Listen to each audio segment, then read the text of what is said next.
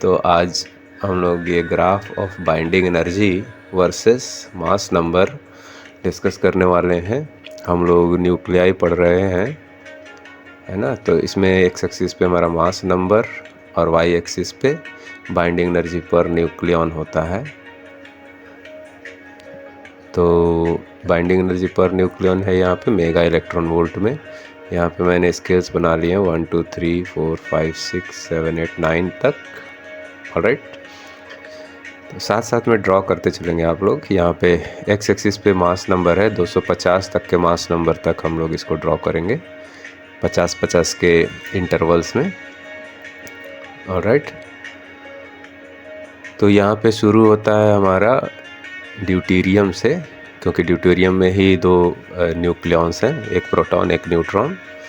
जैसे ही हीलियम बनता है मास नंबर उसका बढ़ता है, तो बाइंडिंग एनर्जी पर न्यूक्लियन भी बहुत बढ़ जाती है। लिथियम का थोड़ा कम हो जाता है। Okay, so this way we make the graph. इसके बाद बेरिलियम, बोरॉन, कार्बन ये सब आएंगे, तो उसको हम लोग ऑलमोस्ट यहाँ पे इस तरीके से बना सकते हैं। यह ऑक्सीजन, फिर सल्फ़र। ओके, बहुत सारे पॉइंट्स ये आएंगे बीच में। यहाँ पे आयरन के लिए सबसे ज़्यादा बाइंडिंग एनर्जी पर न्यूक्लियन होता है। यहाँ पे एक कांस्टेंट सा लाइन बना लेते हैं हम लोग आयरन, और ये एक लोअर 7.8 के आसपास हमने इस तरीके का पैरेलल लाइन बना लिया पेंसिल की मदद से। आयरन का सबसे ज़्यादा होता है बाइंडिंग एनर्जी पर न्यूक्लियन, जो कि 8.75 मेगा इलेक्ट्रॉन वोल्ट के आसपास होता है। यहाँ पे 170 मास नंबर के पास एक पॉइंट बना लेंगे, और फिर आयरन से लेके यहाँ तक कनेक्ट कर देंगे लाइंस को। ये एक 170 वाला मास नंबर के लिए है, और ये यूरेनियम 238 के लिए। ठीक है, तो इस तरीके का ग्राफ हम लोग बनाएंगे। यहाँ पे बीच में तो हम लोग बेसिकली देख क्या पा रहे हैं इस नेचर से, यहाँ पे 30 के आसपास मास नंबर होता है सल्फ़र के पास। ओके, ये जिगजैग होता हुआ फिर आयरन तक पहुँचा है हमारा ग्राफ जो है।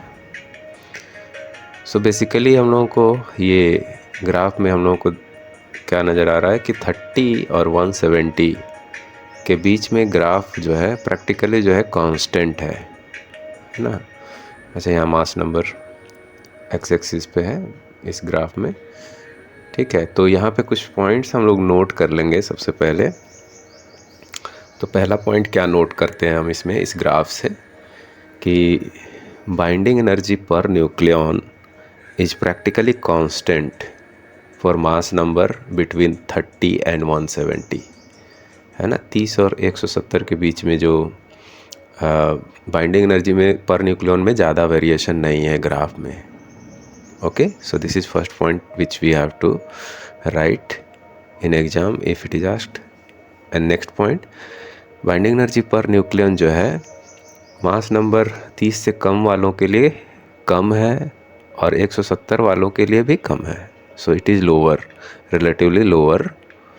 Okay, so these are the 2 points. और कंक्लूजन क्या क्या हम लोग ड्रॉ कर सकते हैं from binding energy per nucleon versus mass number graph. So the first point what we can conclude is कि अट्रैक्टिव फोर्स इतना ज़्यादा स्ट्रॉन्ग है ना। अट्रैक्टिव फोर्स जो है nuclear force, it is so strong that it can produce binding energy per nucleon of few mega electron volt. Okay, few mega electron volt तक की energy ये प्रोड्यूस कर पाता है। इतनी ज़्यादा इसमें एनर्जी है, सॉरी इतना ज़्यादा स्ट्रॉन्ग फोर्स है ये। ठीक है, सेकेंड पॉइंट ये है कि जो कॉन्स्टेंसी ऑफ ग्राफ आ रहा है, यानी कि 30 मास नंबर और 170 मास नंबर तक के लिए जो है प्रैक्टिकली जो है हमारा ग्राफ कांस्टेंट है। और ये क्यों है कांस्टेंट? इस कांस्टेंट होने की वजह से हमको ये पता चलता है कि जो न्यूक्लियर फोर्स है, that nuclear force is short range force. जो कि केवल इन्फ्लुएंस करता है नियर बाय न्यूक्लियंस को ही, है ना, आसपास के न्यूक्लियंस को ही ये इफेक्ट कर पाता है। Okay, because it is a short range force which influences only nearby nucleons, है ना। लिखते चलेंगे आप लोग सब लोग। Okay, it will be a good practice. So further we can write that this property of nuclear force is known as saturation of nuclear forces, है ना। न्यूक्लियर फोर्सेस शॉर्ट रेंज में ही सैचुरेट होकर रह जाता है। Alright, and third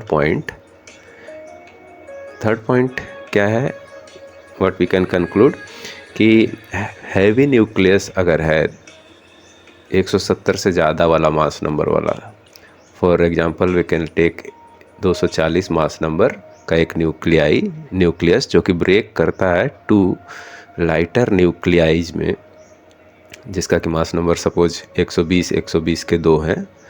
okay, then इसका binding energy per nucleon जो होगा इंक्रीज कर जाएगा। इसका मतलब क्या है कि न्यूक्लियंस जो हैं मोर टाइटली बाउंड हो जाएंगे, है ना। तो there is gain in binding energy per nucleons.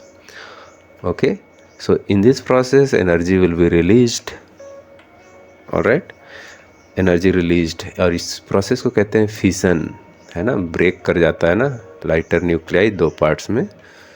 Okay, so suppose we call it X और Y, so breaks into 2 lighter nuclei और by releasing huge amount of energy, है ना। यहाँ पे इन डॉटर न्यूक्लियाई को का जो बाइंडिंग एनर्जी पर न्यूक्लियन है it is more than the parent nuclei, क्योंकि ये मोर टाइटली बाउंड हो गया।